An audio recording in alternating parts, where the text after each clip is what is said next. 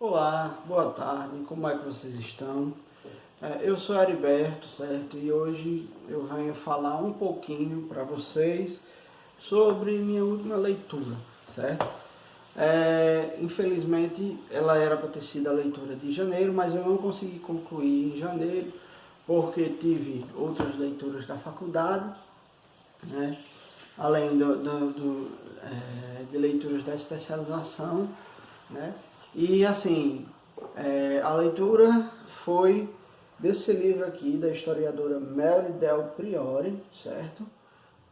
É um livro, né, que é As Vidas de José Bonifácio, né, que é considerado o patrono da independência do Brasil, certo?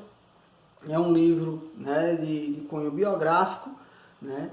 E Mary Del Priore, ela se propõe a biografar as vidas de José Bonifácio, né? Então, foi um livro que eu comprei o ano passado, acho que em agosto ou setembro, né, no site da Americanas. Ele saiu por um valor bem em conta para mim, certo? E assim, José Bonifácio é um personagem, né, que eu, vamos dizer assim, gosto, né? É um personagem histórico que faz parte da nossa história, né? E eu gostei muito dessa biografia, né? Primeiro eu digo, né, que assim, se um dia eu for digno de uma biografia, que ela não seja escrita por Mary Del Priore. Porque assim, não que seja um livro ruim, pelo contrário, o livro é bom, né? Mas é porque ela é muito sincera no texto dela, né?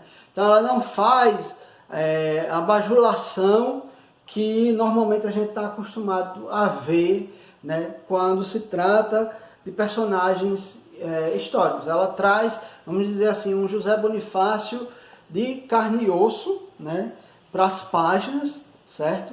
Ela traz um José Bonifácio de carne e osso, né? Então, eu já costumava ouvir falar que José Bonifácio nunca preteriu títulos nobiliárquicos, porque, como a gente sabe, o Brasil teve o período de 1822 a 1889, onde nosso país foi uma monarquia, né? Então fala-se que ele nunca pretendeu ter títulos nobiliárquicos de conde, barão, visconde, marquês, etc. E ela é bem sincera e diz que ele pretendia sim, ele queria sim, né? Agora sim, ele criou, vamos dizer assim, uma ojeriza, né, das pessoas que só pela questão de serem bem nascidos subiam dentro da burocracia estatal do Estado português, né? Mas ele sonhava sim em títulos nobiliárquicos, né? Tanto que assim, um dos quadros, né, mais marcantes que a gente tem dele, né, é ele com a cruz da Ordem de Cristo, né, que é uma cruz, que é uma ordem, né, de nobiliárquica, vamos dizer assim, né, que notabiliza a pessoa de alguma forma. Então, é um texto bem sincero, bastante sincero, né, fundado em documentos, né? Ela sempre traz trechos de documentos, de correspondências, né, trocadas por José Bonifácio, né? Além enfim, vários e vários documentos, né? Correspondências, anotações, né? E é um bom texto para a gente também entender todo o contexto, né? Primeiro, o contexto científico da época, porque Bonifácio ele teve uma formação científica em Coimbra, né? Ele se formou como naturalista e também como bacharel de direito. E como naturalista ele foi um estudante de mineralogia, né?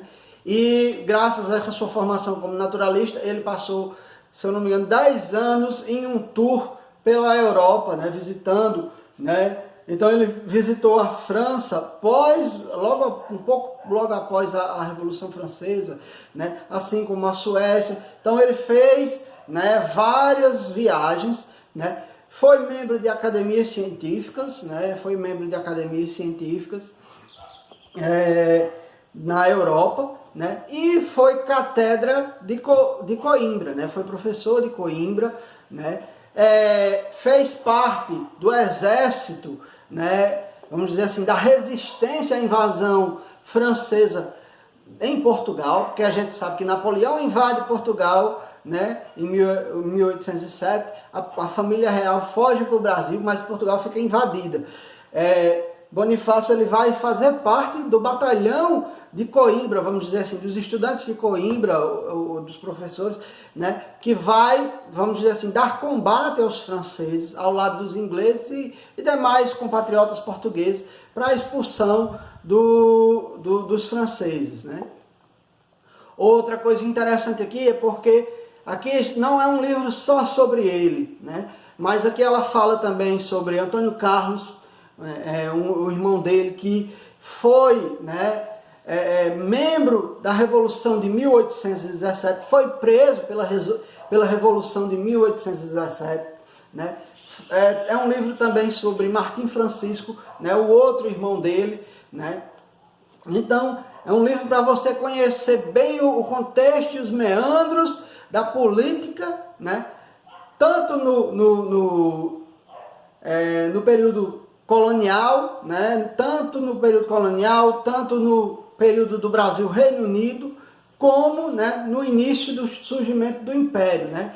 Então é interessante porque ele, né, vamos dizer assim, ajuda a forjar a monarquia brasileira, né? A dar forma à monarquia brasileira, mas depois ele entra em conflito com o próprio Dom Pedro I, é afastado, né?